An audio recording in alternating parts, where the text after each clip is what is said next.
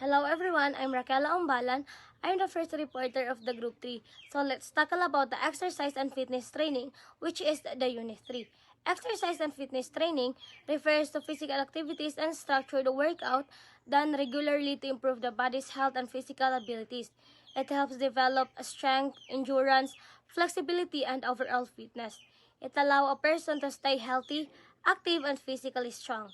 So, ang exercise and fitness training ay tumutukoy sa mga pisikal na gawain na planadong exercise na ginagawa ng regular upang mapabuti ang kalusugan, lakat at kakayahan ng katawan.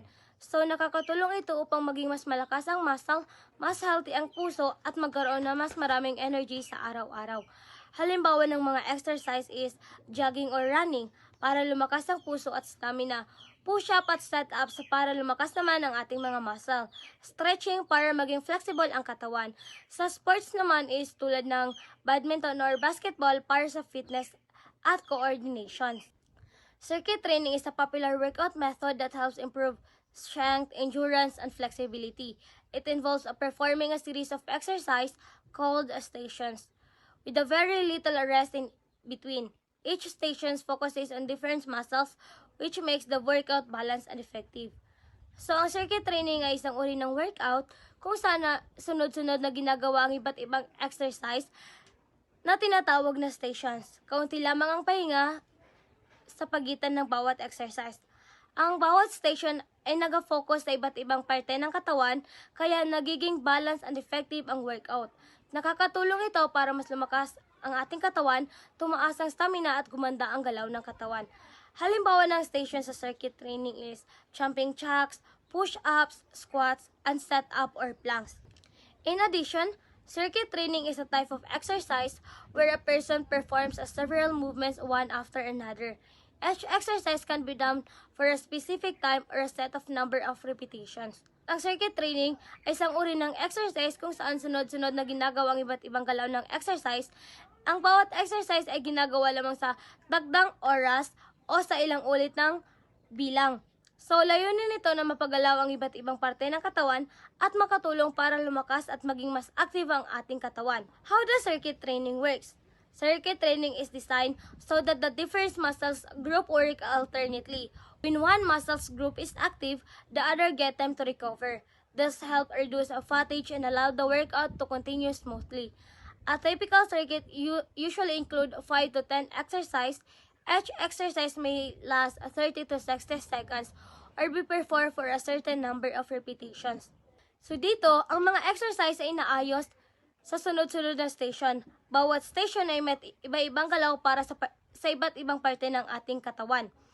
So dahil iba-iba ang muscle na ginagamit, may pagkakataon ng ibang parte ng katawan ay makakapagpahinga ng sandali kaya hindi agad napapagod ang isang tao.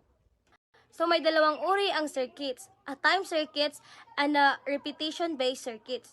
So ang time circuit, exercise is performed for a specific amount of time. So dito sa time circuit is ang time ang ginabasihan. If 30 seconds lang ang binigay, kahit hindi po natapos yung one exercise, is magpuproceed ka na sa next exercise. Next is repetition-based circuit. In this circuit, each exercise has a fixed numbers of repetitions, such as 10 push-ups or 15 squats before moving to the next exercise. Sa repetition-based naman, is nag-base siya kung nakailang ulit ka na ba. May 5 benefits ang circuit training. First is improve cardiovascular fitness, moving quickly between exercise, keep the heart rate elevated, improving heart and lungs health.